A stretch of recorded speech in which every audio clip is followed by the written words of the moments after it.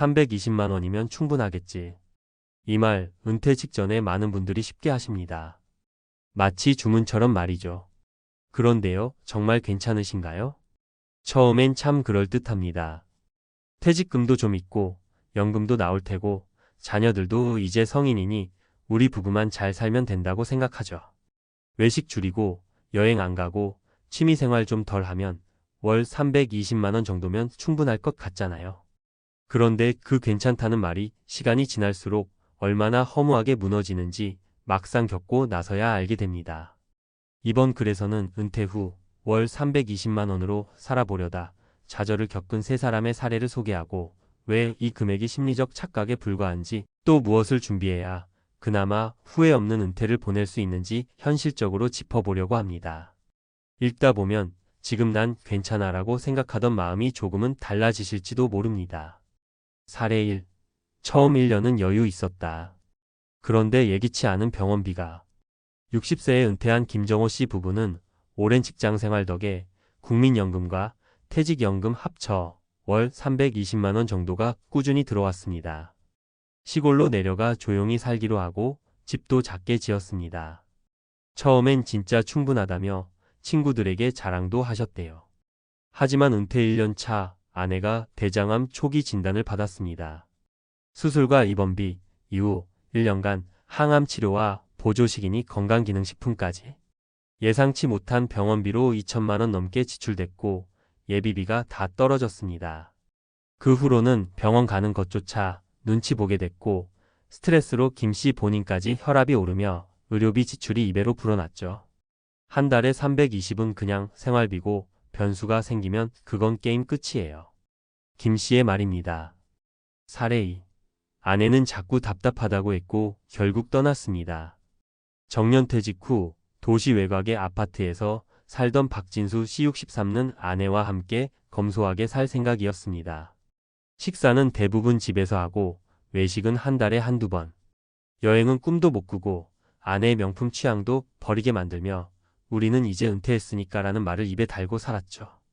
하지만 아내는 점점 지쳐갔습니다.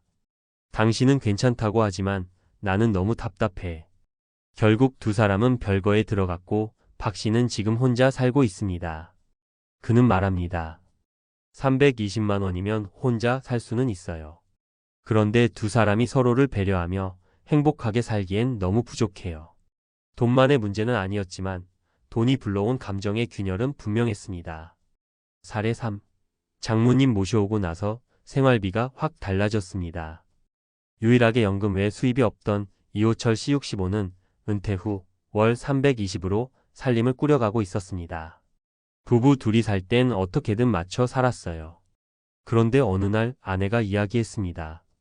엄마가 혼자 너무 외로워하셔. 우리랑 같이 살면 안 될까? 장모님이 오시면서부터 식비, 공과금, 간병비, 병원비가 순식간에 올라갔고 아내가 늘 장모님을 돌보느라 지치고 이 씨는 불만이 쌓여만 갔죠. 결국 이 씨는 조용히 말합니다.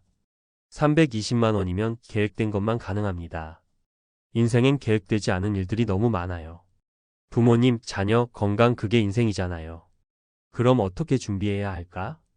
1. 월 생활비 계산, 최소가 아닌 변수 포함 최대치로 잡자. 많은 분들이 은퇴 준비할 때 최소한으로 줄이면 되겠지라고 생각합니다. 그런데 현실은 정반대죠. 건강 문제, 자녀 문제, 가족 돌봄, 집 수리 물가 상승. 모든 건 최소가 아닌 최대를 기준으로 잡아야 버팁니다. 월 320만 원이면 여유 있는 노후는 어렵다는 것이 결론입니다.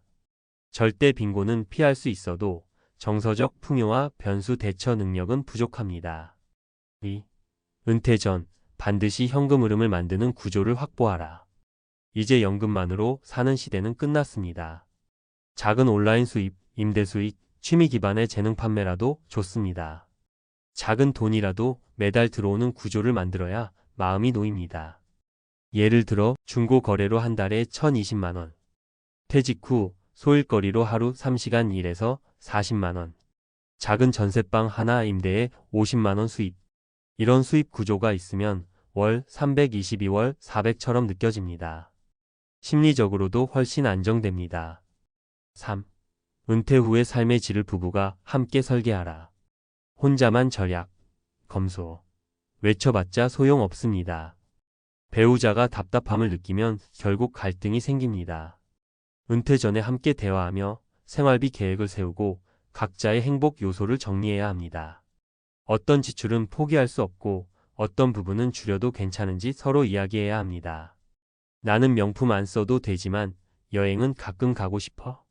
난 집밥이 좋지만 당신도 한 달에 한두 번은 외식하고 싶겠지? 이런 식의 대화가 은퇴 후 갈등을 줄이는 열쇠가 됩니다. 마무리하며 괜찮다는 말이 제일 위험할 때가 있습니다.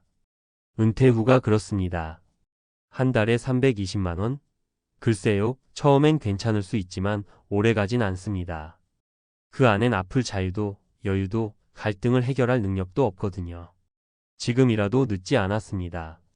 수입 구조를 다시 짜고 지출을 다시 계산하고 인생의 변수까지 감안한 리얼한 은퇴 시뮬레이션을 꼭 해보세요. 괜찮은 줄 알았다가 무너지는 인생, 우리에겐 너무 아프잖아요. 전문가 칼럼. 은퇴 후 월 320만 원이면 충분하다. 3년 만에 무너진 착각. 당신의 은퇴 설계는 안전합니까?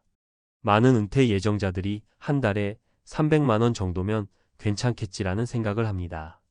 실제로 국민연금 수령액 평균이 60만 원대에 불과한 현실을 감안하면 월 320만 원이라는 금액은 상대적으로 여유 있는 수준으로 보일 수 있습니다.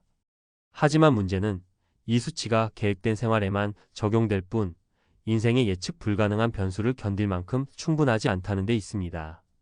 본 칼럼에서는 실제 은퇴자 3인의 사례를 통해 월 320만 원의 삶이 가진 한계와 위험성을 살펴보고 앞으로의 은퇴 설계에 반드시 포함되어야 할 3가지 핵심 전략을 제안하고자 합니다. 사례 1. 예상치 못한 의료비로 무너진 노후 재정. 정년퇴직 후 경남 창원으로 귀촌한 김정호 씨 62는 국민연금과 퇴직연금으로 매달 약 320만 원의 고정 수입이 있었습니다. 검소한 생활을 유지하며 비교적 안정된 노후를 보내던 중 아내의 대장암 판정으로 상황은 급변했습니다. 진단 초기에는 건강보험이 적용되는 범위 내에서 해결 가능할 것이라 여겼지만 비급여 항목, 장기치료, 건강보조제 구입 등으로 인해 총 2천만 원 이상의 의료비가 발생했고 예비비를 빠르게 소진하게 됐습니다.